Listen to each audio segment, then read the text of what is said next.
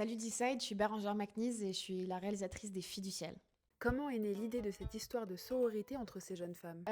En fait, l'histoire, elle est venue d'un mélange entre plusieurs courts-métrages que j'ai fait. J'ai commencé à réaliser il y a une dizaine d'années, j'ai fait plusieurs courts. Le dernier parlait d'une histoire entre une mère et sa fille qu'elle avait eue très jeune et sa fille qui avait 16 ans. Et c'est cette histoire d'amour maternel très fort et qui peut en même temps porter et en même temps un peu enfermer. Et j'avais envie de revenir à ça, mais dans une autre arène, qui était celle d'un précédent court-métrage, de cette espèce de communauté de jeunes filles qui vit un peu en marge. Et donc c'était un peu un mélange de ces deux mondes-là, avec deux, trois petits éléments autobiographiques un peu voilà, disséminés dedans, un peu d'un mélange de tout ce qui s'est passé ces 10 dernières années, ou de notes de personnages et de scènes, d'endroits voilà, qui m'ont fait envie.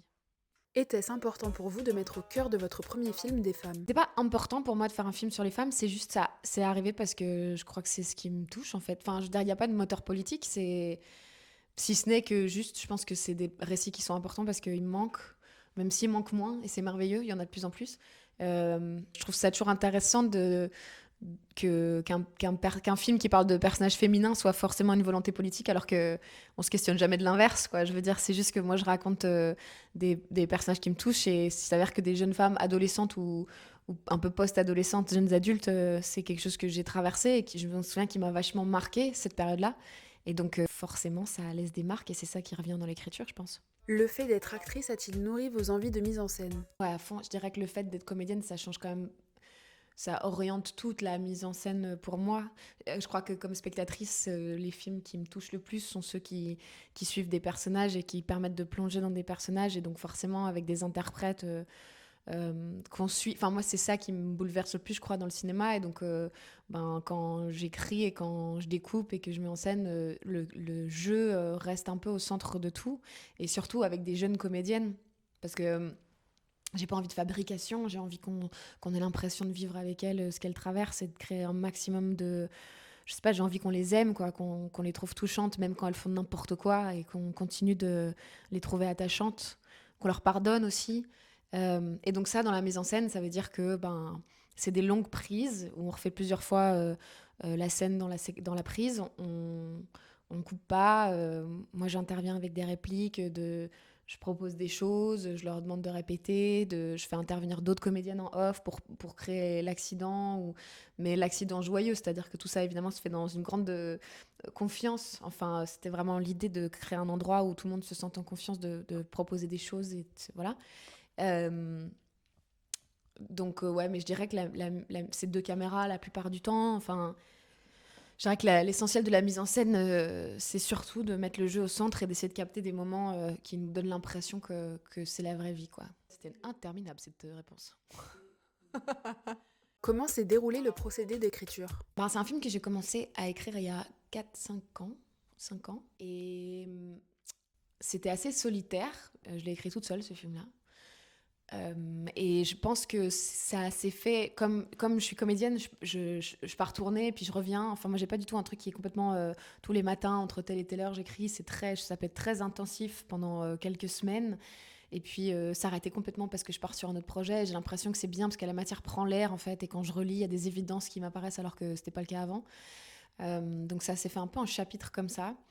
Je suis passée par un atelier qui s'appelle le Groupe Ouest, qui est une résidence en Bretagne où il faut une sélection annuelle. Tous les ans, ils choisissent des projets de long métrage pour accompagner avec des intervenants, tout ça. Donc j'ai fait ça juste après le Covid.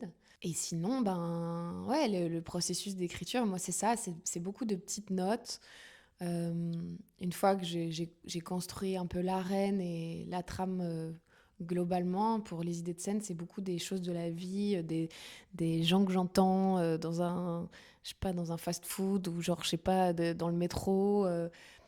Et plein de petites notes, et puis à un moment je m'assieds et je repasse tout en revue et tout prend un peu forme à ce moment-là, quoi. Vos rôles vous ont-ils également inspiré? Je dirais les rôles que moi j'ai pu jouer m'inspirent forcément, parce que les trajectoires de personnages, je trouve ça mis à l'image, et de voir comment un personnage évolue d'un point A à un point Z pendant toute une histoire, et les moments de bascule, forcément c'est intéressant de voir comment ça se met ailleurs pour voir comment ça peut se mettre chez nous.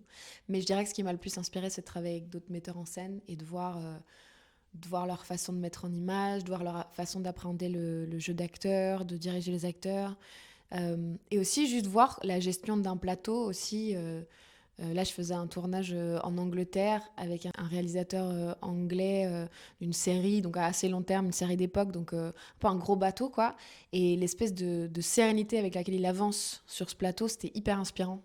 Et ça, je me suis dit, le prochain film que je fais, je vais essayer d'être un peu plus sereine. Est-ce important pour vous de marquer une grande complexité dans les caractères de vos personnages? Bah, comme moi, j'aime les films de personnages, c'est sûr que c'est toutes les nuances et les zones de gris qui m'intéressent, quoi. Il y a pas de gentil, il n'y a pas de méchante ou de méchant. On fait tous comme on peut avec les armes qu'on a. Et des fois, j'aime bien l'idée de mettre des personnages sous une espèce de cloche. Et ici, il s'agit vraiment un peu d'un huis clos par endroit. Enfin, elles sont dans cet appartement et de voir comment ça évolue. Mais en me disant, il n'y a jamais d'intention de faire du mal, en fait. C'est juste, parfois, on n'est pas capable de répondre comme on aurait voulu répondre. Et j'aime trop analyser ces personnages et me dire, ben, comment elle réagirait et puis comment ce qu'elle dit intervient sur les autres et sur le groupe et sur la dynamique de groupe. Euh, mais oui, oui, c'est sûr que plus un personnage a de couches, plus il m'intéresse, quoi. Quel a été le déroulement des castings et le travail avec les actrices en amont? En fait, donc, Héloïse Voll, elle avait joué dans mon dernier court-métrage, Matryoshka. Je l'avais rencontrée à cette occasion-là. Elle est venue passer le casting. C'était son premier casting et c'était son premier tournage. Et donc, c'est une super belle histoire, quoi, parce qu'on est très proches et j'avais très envie qu'elle fasse le film, mais je savais pas s'il allait se monter dans les temps, parce qu'elle joue un personnage de 16 ans. Or, le temps passe et donc il fallait que ça se monte relativement vite pour pouvoir euh, qu'elle puisse jouer ce rôle-là à cet âge-là. Donc j'en ai pas parlé pendant l'écriture parce que j'avais un peu peur que ça se fasse pas dans les temps et de devoir lui retirer le rôle ou de voir, enfin, horrible. Et finalement ça s'est fait dans les temps et elle a pu le faire, c'était très joyeux. Et puis les autres, c'était un grand travail de casting avec beaucoup de jeunes comédiennes et non comédiennes qui sont venues passer des essais, faire des ateliers avec Mohamed Belhamar, le directeur de casting. Et puis moi, enfin, il y avait plein de profils si intéressants et donc on a constitué des groupes. Et c'est sur base de ces callbacks en groupe que j'ai rencontré ces comédiennes. Ouais. Étant comédienne, cela a-t-il changé la manière de diriger vos actrices? Ouais, je pense que la direction d'actrice, c'est vraiment ce que je préfère. Enfin, d'acteur et d'actrice, hein, par exemple.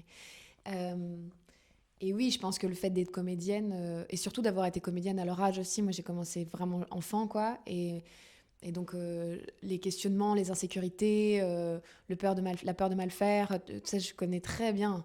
Et donc d'essayer de créer un climat de confiance et hyper rassurant où on peut juste essayer des choses et si c'est pas bien, c'est pas grave. Enfin je veux dire, on n'est pas en pellicule, donc je leur ai dit tellement de fois, c'est pas grave, je le monte pas, il n'y a pas de problème.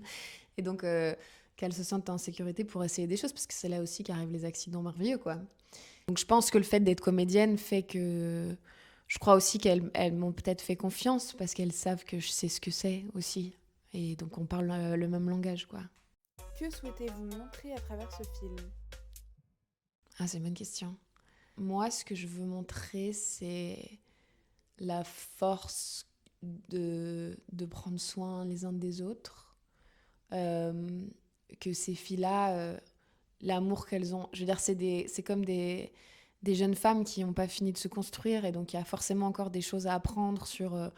Enfin, elles évoluent pendant le film, elles apprennent tellement les unes des autres et je trouve ça beau, mais ce qui bouge pas, c'est l'amour qu'elles ont les unes pour les autres et leur envie de se protéger et s'aider, quoi. Ça, moi, ça me touche beaucoup. Et après, il y a aussi, par rapport au personnage masculin, c'est où est-ce qu'on décide de se placer pour être un allié, en fait. Où est-ce qu'on soi-même décide de se placer euh, pour, euh, pour aller dans le bon sens. Parce que moi, j'ai l'impression d'être le bon sens. Votre famille choisie et non pas de sang vous a-t-elle nourri pour ce film? Moi, c'est marrant parce que j'ai l'impression récemment de lire beaucoup de choses sur les amitiés et à quel point c'est quelque chose qui parfois dans la vie d'adulte, autant avoir plein d'amis quand on est plus jeune, c'est hyper valorisé, autant une fois qu'on devient adulte, c'est presque un truc qu'il faut mettre de côté et si on passe trop de temps avec ses potes, c'est presque qu'on n'est pas assez mature, enfin, et qu'il faut se concentrer sur une vie de couple, des enfants, mais sauf que quand on n'est pas si intéressé que ça par ce parcours-là, qu'est-ce qu'on fait en fait? Est-ce que forcément ça veut dire qu'on est en retard? Enfin, tout ça, ça me questionne vachement. Et du coup, j'ai l'impression de, de mettre moi, j'ai commencé à travailler assez jeune et puis à déménager. J'ai grandi à Bruxelles, puis je suis partie assez jeune et tout ça. Et j'ai l'impression que parfois, et c'est très dommage, et je suis heureuse d'en faire le constat là, c'est que j'ai pas forcément mis assez de soin dans mes amitiés. Parce que j'aimais l'aventure et j'aimais tout le temps être par monté par veau et tout ça. Et c'est dur de construire des amitiés à long terme dans ce genre de contexte. Et donc là, j'ai un peu aussi une forme de résolution, mais qui n'est pas dure à tenir, hein, mais juste de me dire, en fait, j'ai vraiment envie de donner à mes amitiés l'importance, enfin leur donner l'importance qu'elles méritent, parce que je crois que c'est le plus important en fait. Quels conseils donneriez-vous à de jeunes adultes en construction ? Je sais pas si je suis bien placée pour donner des conseils, mais en tout cas, oui, je pense que moi, si je devais si je pouvais m'adresser à moi-même adolescente, je me dirais ça. Je me dirais que j'ai l'impression que le plus tangible qui reste à travers les années et le plus précieux qu'on a, c'est les gens qu'on garde autour de nous et dont on prend soin et qui peut-être seront là aussi en retour quand on aura besoin d'eux. Et c'est pas pour ça qu'on le fait, mais je crois que la vie, c'est quand même vraiment chouette quand c'est partagé avec des gens qu'on a choisis, quoi. C'est très intense, qu'est-ce qu'on raconte ? Qu'est-ce que vous aimeriez que les spectateurs gardent en tête en sortant du film ? Moi, ce que j'aimerais, c'est qu'on sorte du film en ayant... Moi, j'ai hyper envie qu'on aime ces filles. Après, je sais que c'est beaucoup demandé, mais je voudrais en tout cas qu'on ait le sentiment d'avoir marché dans leurs chaussures pendant 1h30. Et on n'est pas obligé de les aimer, mais en tout cas... mais je pense qu'elles sont très attachantes et touchantes, et que même quand elles font des erreurs, si au moins on essaye un peu de les comprendre, j'ai l'impression que c'est un peu la force du cinéma, quoi. C'est qu'on peut vraiment avoir de l'empathie pour des personnes qu'on ne rencontrera pas forcément dans nos vies, mais voir ce que c'est que leur vie à eux ou à elles, un peu intensément pendant 1h30. Et j'espère qu'en ressortant de ça, qu'on les aime, quoi. La fin de tournage, était-ce plus joyeux ou déjà nostalgique ? Je crois que chaque tournage, c'est très différent. La fin de tournage, ça peut être à la fois un sentiment d'accomplissement de ouf, un soulagement, parce que même si c'est super joyeux, et en fait, c'est toujours intense. Et il y a toujours on ne sait jamais en commençant si on va arriver à faire, à faire ce qu'on avait imaginé au départ. Et puis là, comme réalisatrice, il y a un vrai jeu de se dire, t'es un peu capitaine du bateau, quoi. Donc c'est quand même cool de devoir arriver à une destination. Tu sais pas encore exactement ce que va être, où t'es, parce que le film n'est pas monté et tout ça, mais au moins... Tout le monde est au sec, voilà. Donc, je pense que moi, c'était tellement intense que je me sentais hyper reconnaissante de voir toute cette équipe qui s'était autant donnée pour que le film prenne vie et prenne corps comme il l'a fait. Et en même temps, j'avoue, une forme de soulagement de me dire, ok, c'est bon, allez. Et puis, moi, j'adore le montage image, donc c'est jamais quelque chose qui vient remplacer autre chose, hein. Donc, je partais en montage, mais... J'étais très emballée et ça a été un nouveau chapitre qui était tout aussi chouette. Et enfin, racontez-nous une petite anecdote de tournage. Ouais, alors attends, parce que c'était quand même bien intense ce tournage. Il y a une chorégraphie qui s'est créée sur le plateau.